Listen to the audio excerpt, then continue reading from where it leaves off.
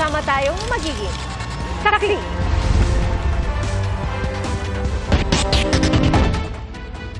Malagim na disgrasya sa Antipolo City.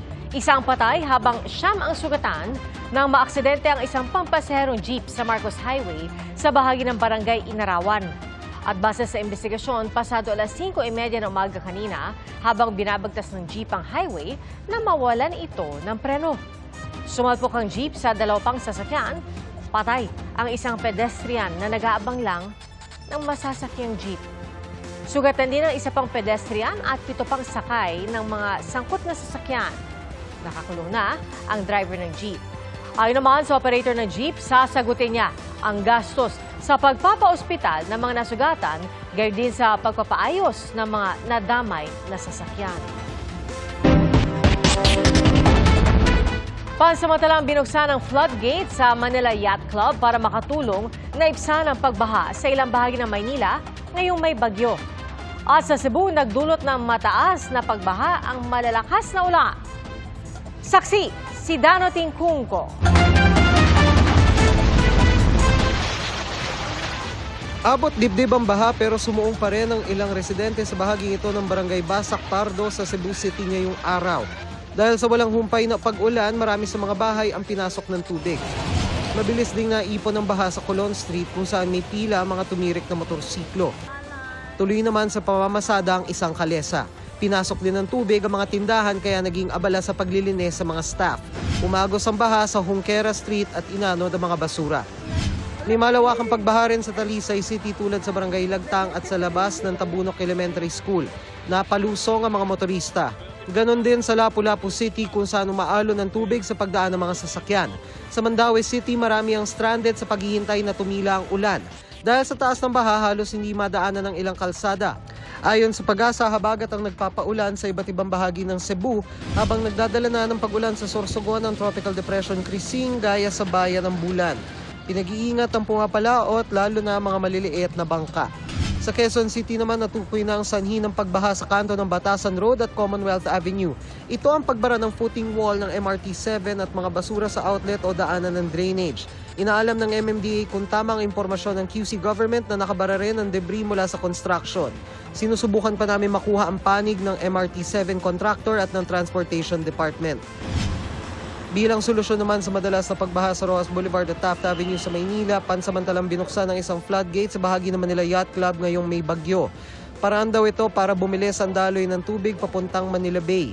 For the past weeks, medyo wala namang bagyo pero patuloy ang pagulan, and the city of Manila and the people of Manila, we've been receiving requests and complaints of pagbaha, particular yang Calao, Paura, Taft Avenue, itong south of Manila. Nakita nga namin ni Chairman kanina na nung inangat, ayun, umagos yung tubig. Sa ngayon, hopefully, mabawasan na yung stagnant water somewhere in the east going to the west. Maliit kasi ang kapasidad o dami ng tubig na kayang salain ng sewage treatment plant.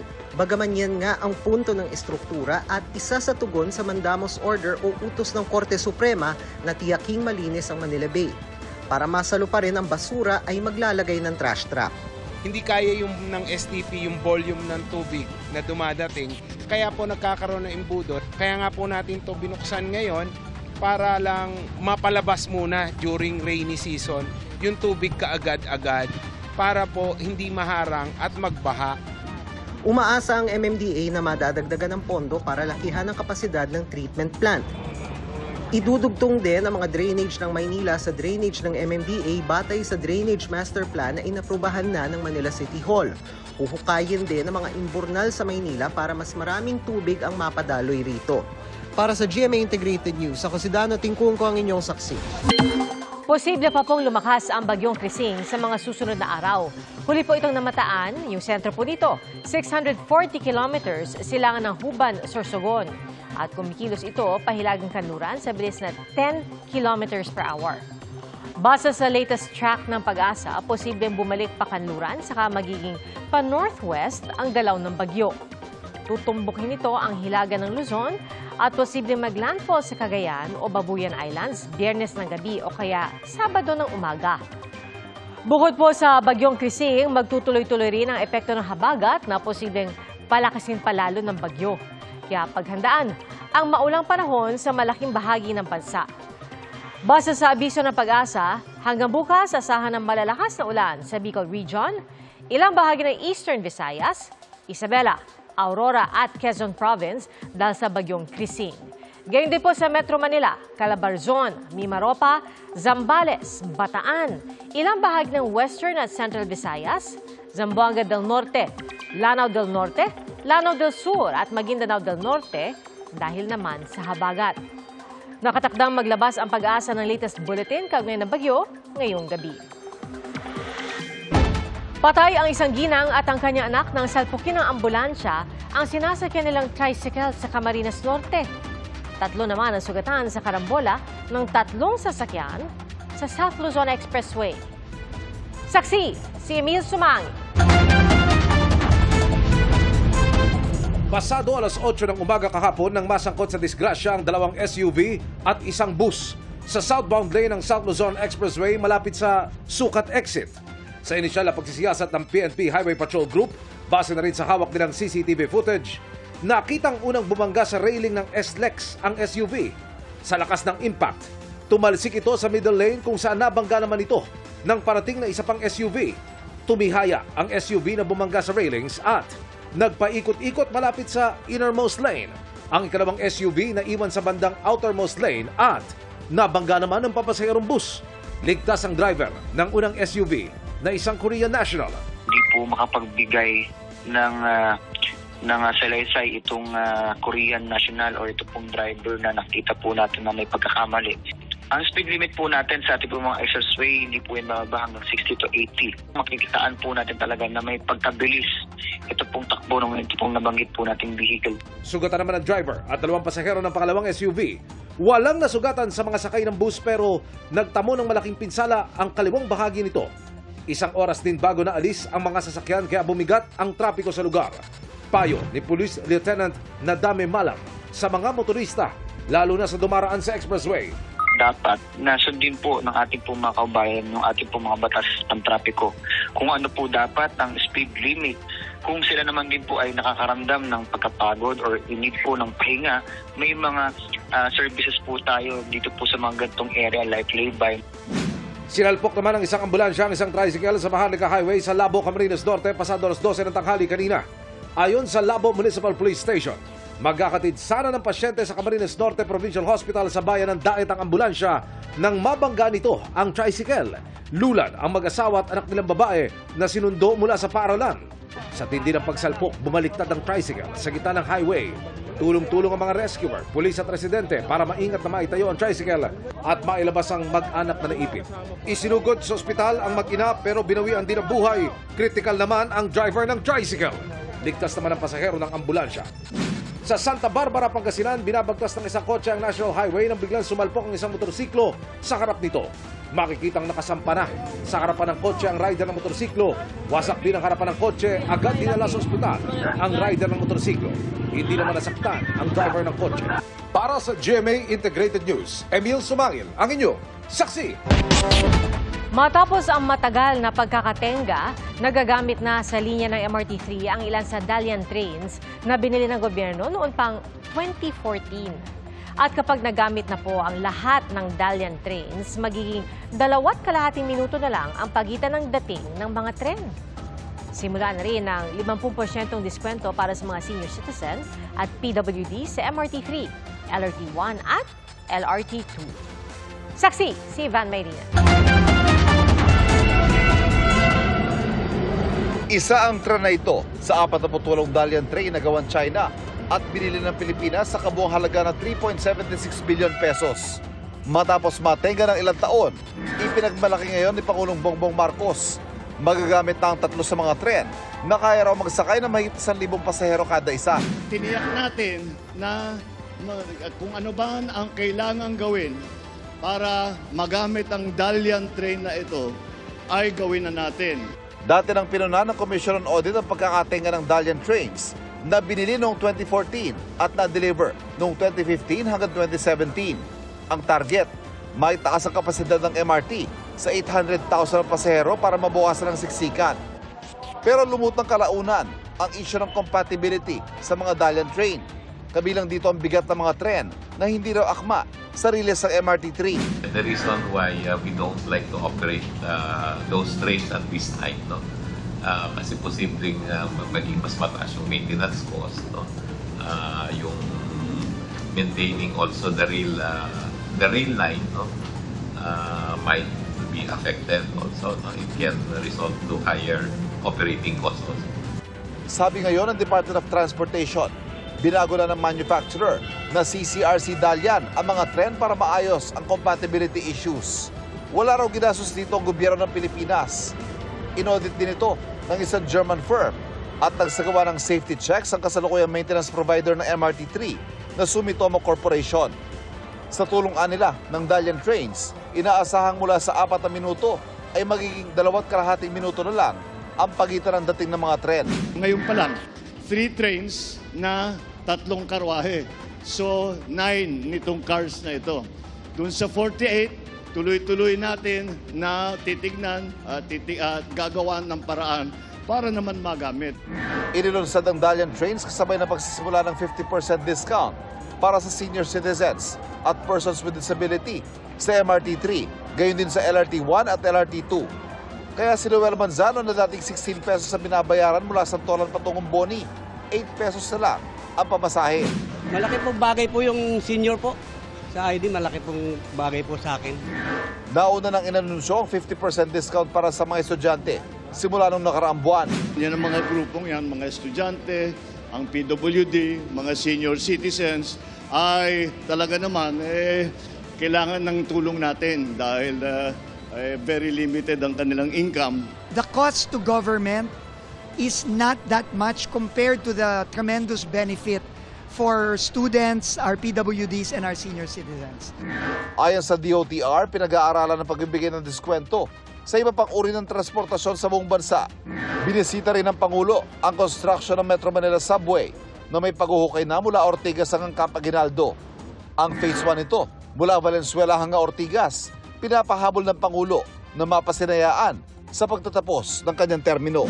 Ngayon, pagka nabuo na ito, ang travel time mula sa Valenzuela hanggang sa airport ay sa kasalukuyan mga 2 oras yan 2 oras kalahati. Kaya mababawasan yan hanggang mga 40 minutes na lang. Para sa GMA Integrated News, ako si Ivan Mayrina, ang inyong saksi.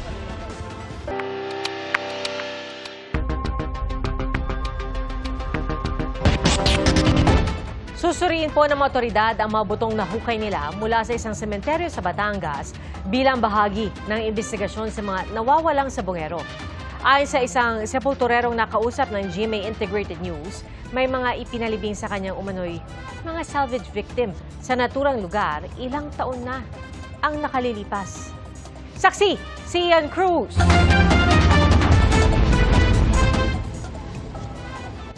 Mag-aalauna ng hapon, may nakitang mga buto ang mga otoridad sa kanilang paghukay sa isang bahagi ng public cemetery sa Laurel, Batangas. Hinala ng otoridad, mga buto ito ng tao. Ayon sa sepulturero na nakausap natin, 3 bangkay yung nilibing niya sa bahaging ito ng public cemetery dito sa Laurel, Batangas. Ayon sa kanya, hindi magkakasabay yung paglilibing niya dahil magkakahiwalay daw na natagpuan doon sa isang bulbunduking bahagi ng bayang ito yung mga bangkay at yung iba naman ay doon pa sa ibang area at inatasan lamang daw siya na ilibing nga dito sa lugar na ito yung mga bangkay. At sa ngayon naman ay aalamin ng mga otoridad kung yung bang mga inilibing na bangkay dito ay may koneksyon doon sa mga hinahanap na mga nawawalang sabongero. Ayon sa sepulturero, inilibing niya ang labi, may 3 hanggang 4 na taon na ang nakakaraan at sa pagkakaalam niya, mga salvage victim ito. Tila matagal na rin daw patay nang sila ay matagpuan. Mabaho na. Mabaho na. So matagal na siyang natagpuan doon? Huwag na inuud ng iba. Basta dinideliver lang sa akin yun. Inaabisa lang ako sa akin, pinireport sa akin na mag-ready at mayroong salvage na ililibing tayo. Habang naghuhukay, nakabantay sa lugar ang mga taga-forensic group ng PNP. Naroon din ang mga taga-CIDG, ang pangunahing nag-iimbestiga at local police para sa seguridad. Bandang hapon, may dagdag puwersa pa ng Provincial Mobile Force Company ng Batangas Police na dumating para isecure ang lugar. Inilagay ng forensic team sa body bag ang mga nahukay na buto. Ipoproseso ito at kukuhanan ng DNA profile para malaman ang pagkakakilanlan ng mga ito. Ayon kay Justice Secretary Jesus Crispin Remulla, ang paghuhukay ay bahagi ng investigasyon sa nawawalang sabongero. There were some victims found in 2020 that were just buried by the police because nobody claimed them in the Purinaria. We are exhuming them now. We are setting up the DNA bank that we need to set up because precisely of those people who are missing. Si Interior Secretary John Vic Remulla nangakong wala silang sasantuhin kaugnay ng kaso. Dahan-dahan talaga nilang tinatahi lahat yan. Pag may natahi na nila, kami ni General Torre ang mag-aaresto sa kanila kung sino man sila. And I repeat, no sacred cows. Isang linggo nang gumugulo ang search and retrieval operation sa Taal Lake. Kanina, maagang nagtungo sa dive site ang mga diver ng PCG. Dala ang kanilang remotely operated vehicle o ROV. Walang nakuhang kakaibang bagay ang mga otoridad ngayong araw. Para sa GMA Integrated News, ako si Ian Cruz, ang inyong saksi. Nilapitan ng barko ng China ang mga barko ng Pilipinas sa gitna ng maritime exercise kasama ang mga barko ng Amerika sa West Philippine Sea. Nag-radio challenge din ang mga barko ng China. Saksi, si Chino Gaston. Sabay naglayag sa dagat na sakop ng Zambales ang mga barko ng Philippine Navy, US Navy at Philippine Coast Guard. Kabilang dyan ang BRP Miguel Malvar, ang pinakabagong frigate ng Philippine Navy na binili mula South Korea.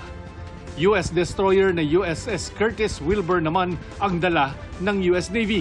BRP Cabra at BRP Suluan naman ang ipinadala ng PCG. Pero bago ang mga pagsasanay, may mga namatang hindi naman kasali. Isang Jiangkai-class frigate na may bow number 551 at Jiangdao Corvette na may bow number 646 ng Chinese Navy. Kasama nila ang isang barko ng Chinese Coast Guard na may bow number 4203. Ayon sa Philippine Navy, lumapit ng hanggang 3 hanggang 4 na nautical miles sa mga Chinese warship sa BRP Malvar, pero mga barko ng PCG ang mas dinikitan. Nagsagawa pa ng radio challenge ang mga Chinese pero hindi na umulit pa. Yung activity natin with the Philippine Coast Guard is very important because every time na mag-operate ang Coast Guard natin, we always support yung law enforcement activities ng Coast Guard. So we are here to show that the coordination and interoperability with the Philippine Navy and Philippine Coast Guard to include yung partner nations natin is enhanced and improved. Dakong 1:00 ng hapon, sinimulan ang Division Tactics Exercise, isang pagsasanay kung saan iba't ibang formation sa paglalayag ang ginawa ng mga barko. Sa lahat ng maneuvers, nasa gitna ng formation ang 2 Parola-class vessel ng PCG. Mula sa flight deck ng BRP Malvar, lumipad naman ang Augusta Westland helicopter para mag-obserba mula sa ere at kumuha ng litrato. Sa pagkakataong ito, 2 barko ng Philippine Coast Guard ang nakilahok sa multilateral cooperative activity kasama ang mga barko ng US at Philippine Navy. Ito ay bilang paghahanda sa mga misyon sa hinaharap kung saan maaring kinakailangan silang samahan ng mga barkong pandigma. Ito na ang pang-8 Maritime Multilateral Cooperative Activity kasama ang mga kaalyadong bansa. Para sa GMA Integrated News, Chino Gaston ang inyong saksi.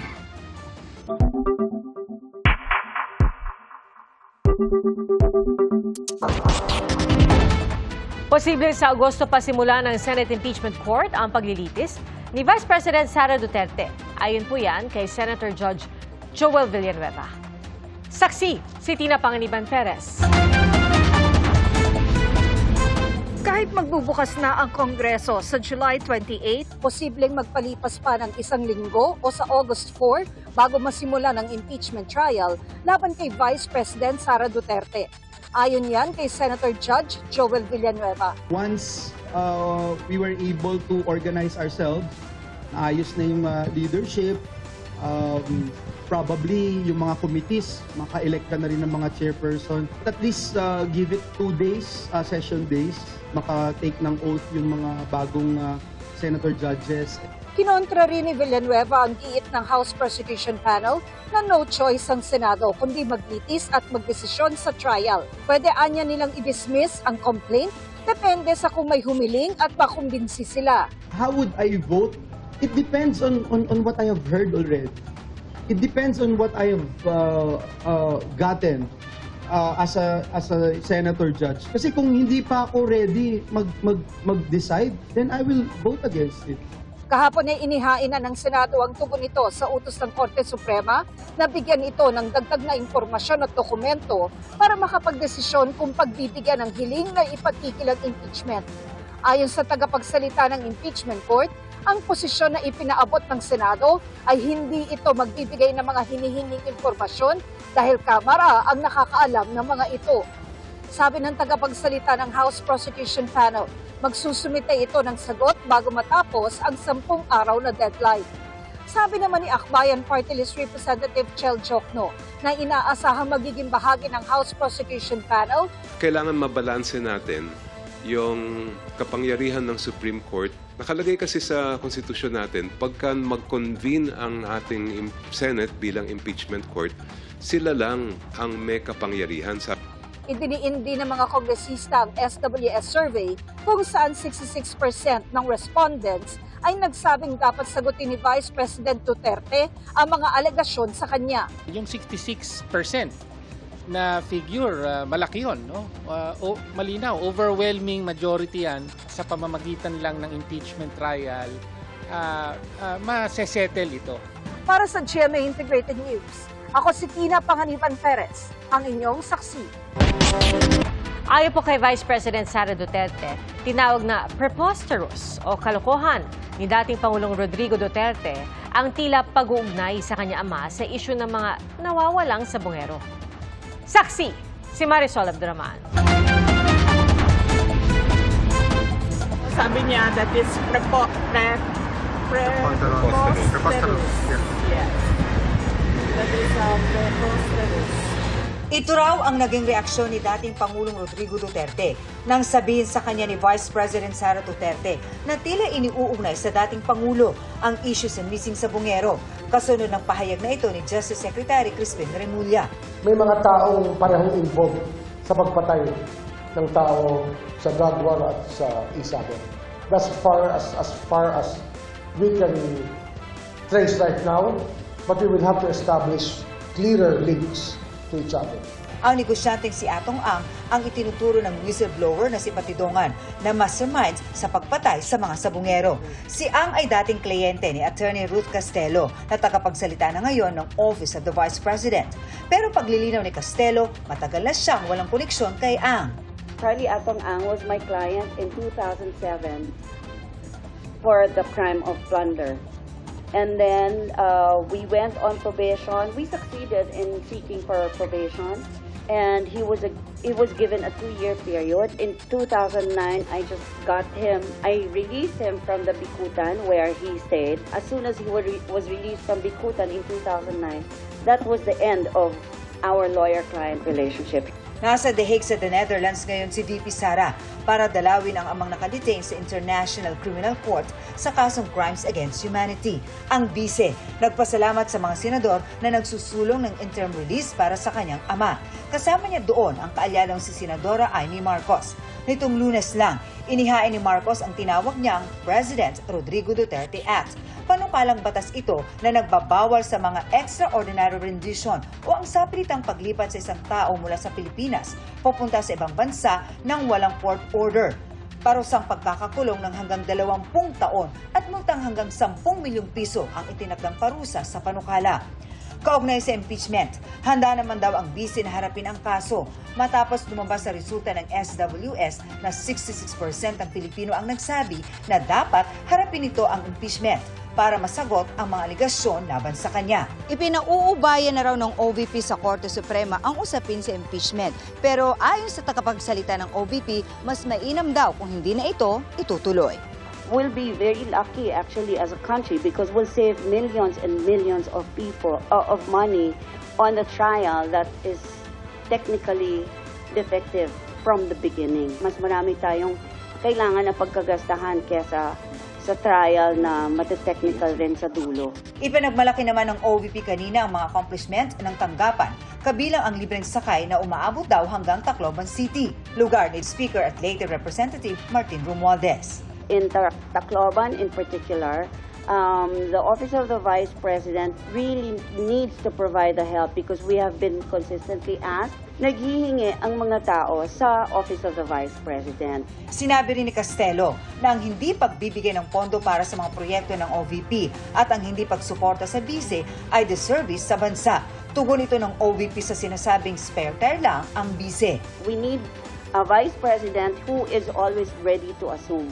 The services that are now being delivered by the Vice President through her office is a way of preparing herself just in case anything happens from now until 2028. And keeping her out of the loop, whoever the Vice President is, keeping her out of the loop or not being able to provide funds for her projects and programs, not being able to support the Vice President is a great disservice to the country. Para sa GMA Integrated News, ako si Marisol Abduraman, ang inyong saksi. Nadagdagan pa ang mga nasira sa Liuliwa Beach sa Zambales dahil po sa coastal erosion. Ang sa Mines and Geosciences Bureau, hindi dredging ang sanhi nito dahil noon pa man daw ay hindi na dapat nagtayo ng mga istruktura. Saksi, si Oscar Oida.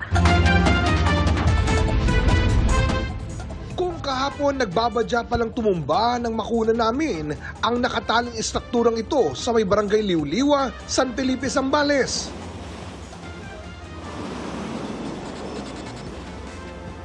Kaninang umaga, tuluyan na itong napatumba ng nagngangalit na alon. Kasabay nito, ang tuluyang pagbagsak ng pag-asa ng resort manager na si Gladys. Dalawa na kasi sa minamando niyang resort sa lugar ang na-wash out ng alon. Lalo ako po, may anak po akong grade 10, may grade 5 and nasa SPED, nasa bayan na nag-aaral. Kasi kami, tiga-baryo pa po kami. Malayo po ang baryo sa bayan. So yung panggastos namin araw-araw, dito lang namin yung kinukuha po. Kaya napakalaki yung nawala sa amin ngayon. Sa ngayon, umaasa lang daw sila sa kung anumang maiaabot sa kanila ng may-ari ng resort. Kanina, namataan namin ang mga tauhan ng Mines and Geosciences Bureau at PNP Maritime Unit na nagsasagawa ng pag-aaral sa lugar at kung ligtas pa ba itong puntahan ng mga turista. Para din po sa masabihan po namin yung mga ibang mga pupunta na siguro sa part na dito medyo hindi pa siya po pwedeng paliguan para din na rin sa safety ng mga turista na pupunta rito. Ang sinisisi ng ilang mga taga-resort sa nangyari ay ang anilay patuloy na isinasagawang dredging sa lugar. Nakunan nga ng GMA Integrated News ang sinasabing dredging sa may Santo Tomas River. Ayon sa mayor ng munisipalidad, malaking tulong ang dredging para maibsan ang pagbaha sa kanilang lugar, lalo't heavily silted na ang kanilang ilog. Manang bayan ng baha parati eh. Binabaha na kami dito yung river. Kasi if you will go to the upstream side, I think 20-30 meters higher yung riverbed than the land side. So, you see, lahat ng tubig sa bundok. Bago dadaan mo na rito. Ayon naman sa Mines and Geosciences Bureau, hindi umano dredging ang sanhi ng coastal erosion sa lugar.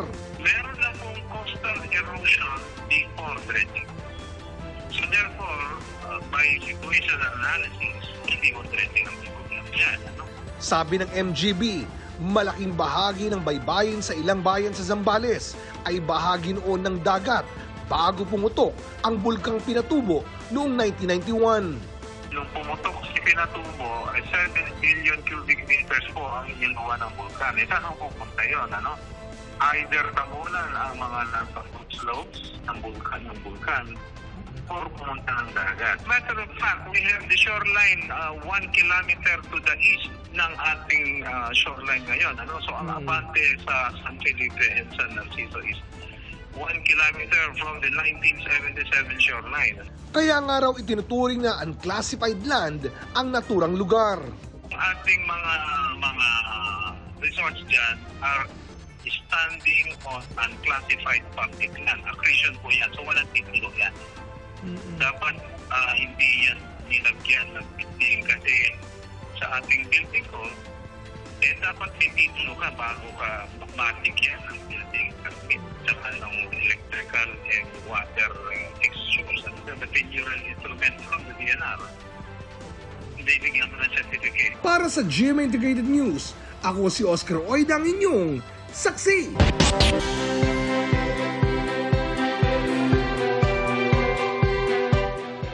Scholar ng bayan, patuloy na lumalaban. Ganyan po ang ipinakitang fighting spirit ng isang fresh graduate na sa kabila ng pagkakaroon ng brain tumor ay nagtapos ng summa cum laude sa UP Diliman. Narito ang kanyang kwentong success! Sa bawat hakbang niya patungo sa entablado, bitbit ni Crystal Joy Swin hindi lang ang pangarap, kundi lakas ng loob.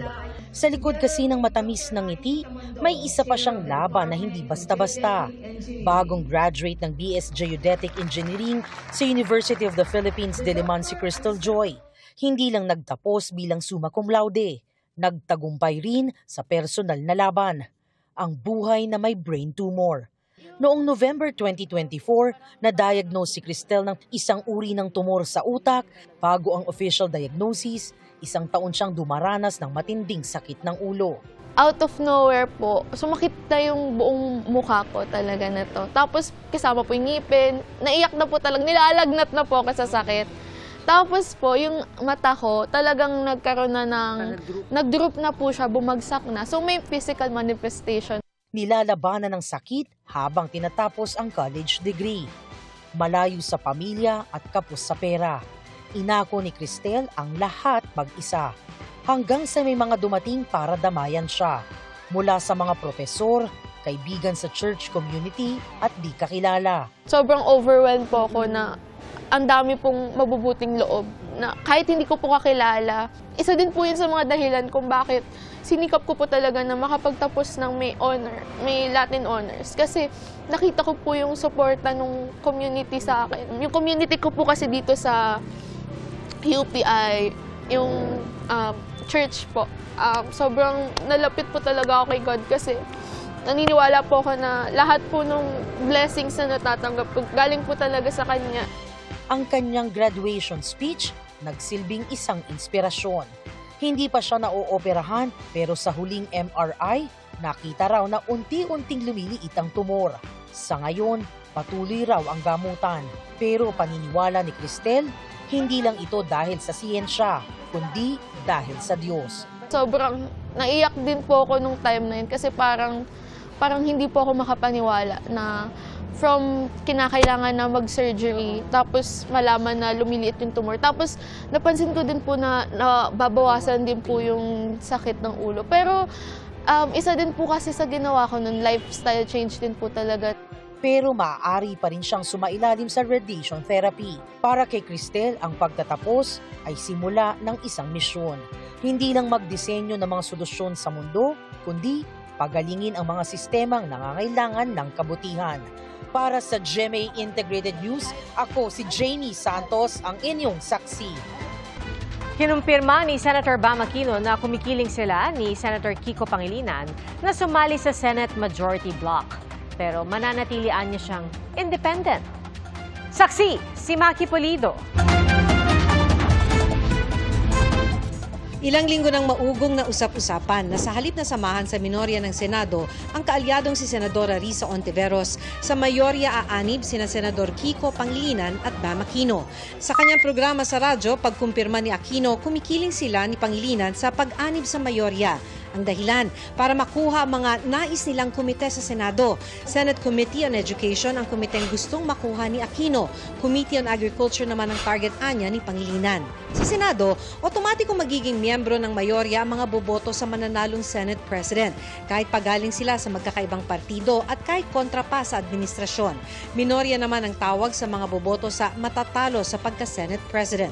Pero mabilis na sabi ni Aquino, kahit pa mapunta siya sa mayorya, mananatili siyang independent at kaalyado ng Liberal Party at Akbayan at hindi pa rin pro-Marcos o pro-Duterte.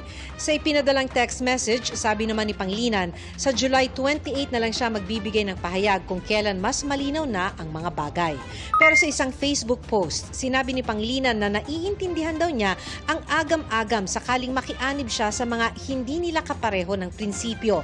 Sana raw ay maunawaan din siya na may ipinangako rin siya noong eleksyon para mapababa ang presyo ng pagkain at iba pang bilihin. Ito raw at hindi pansariling interes ang basihan ng magiging pasya kung sa minorya o sa mayorya siya aanib. Kung matatandaan, matapos ang eleksyon ay inalok ni Senadora Risa Ontiveros sina Pangilinan at Aquino na bumuo ng independent bloc. Pero sabi niya ngayon, walang samaan ng loob kahit hindi na ito mabuo. Bukas na rin siyang suportahan ang Veterans Bloc na binubuo ni dating Senate President Mig Zubiri kung palalakasin ito ang oposisyon para sa 2028 elections. Otomatikong minorya sila kung mas konti ang botong makuha ng susuportahan nila sa pagka-Senate President na si Tito Soto. Ano man ang maging desisyon ng bawat isa sa amin, magtatrabaho kami magkasama sa mga pare-parehong advokasya namin.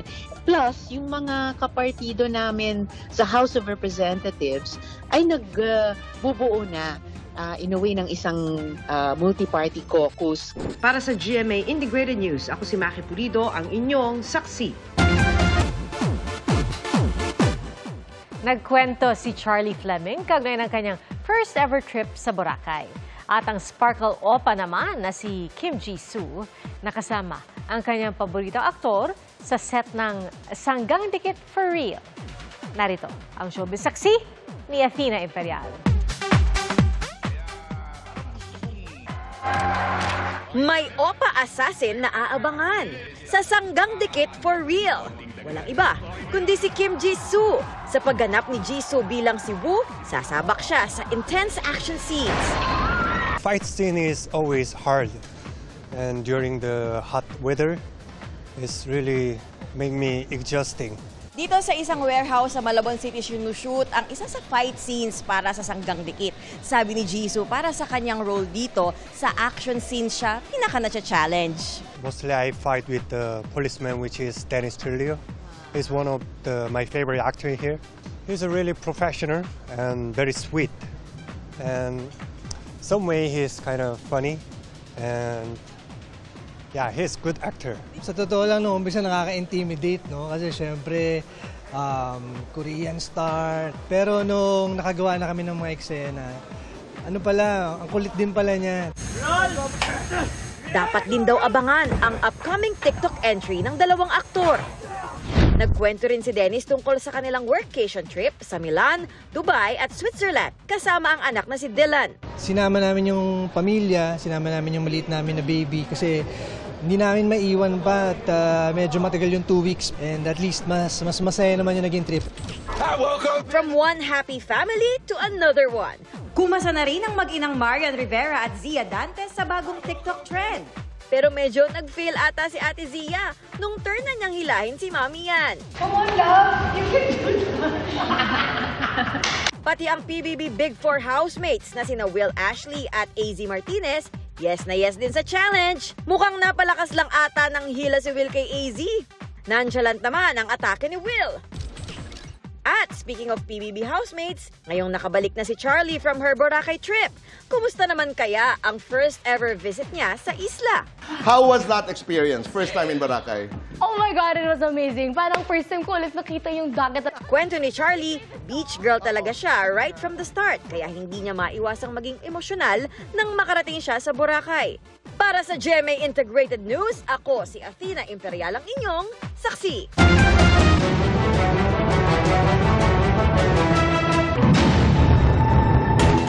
Mga kapuso, Bago sa saksi, dumating sa Pilipinas ngayong gabi ang 8 Pilipinong crew member na sakay ng MV Eternity Sea na inatake ng grupong Houthi sa Red Sea.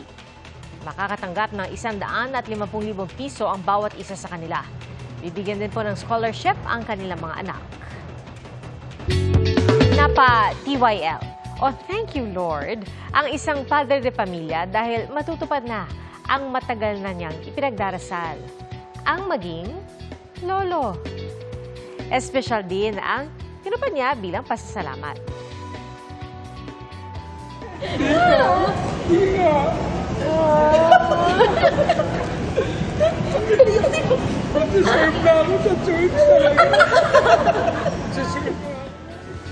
Hindi napigilang maiyak ni Melo Javier nang ipaalam na ito sa kanya sa special announcement ng kanyang anak at manugang. Ang kwento ng uploader na si Rica Javier, matagal nang humihirit ng apo ang biyenan, lalo't firstborn son ang kanyang asawa. At sa sobrang galak ng soon-to-be lolo, sinuklian niya ang biyaya sa pamamagitan ng pagsisilbi sa simbahan. Ang nakakaantig na mga tagpo, umani ng mahigit 1 milyong views online. Congratulations sa soon-to-be lolo and soon-to-be parents. At mga kapuso, salamat po sa inyong pagsaksi. Ako po si Pia Arcangel para sa mas malaking misyon at sa mas malawak na paglilingkod sa bayan. Mula sa GMA Integrated News, ang News Authority ng Filipino. Hanggang bukas, sama-sama po tayong magiging saksi! Mga kapuso, maging una sa saksi. Mag-subscribe sa GMA Integrated News sa YouTube para sa iba't ibang balita.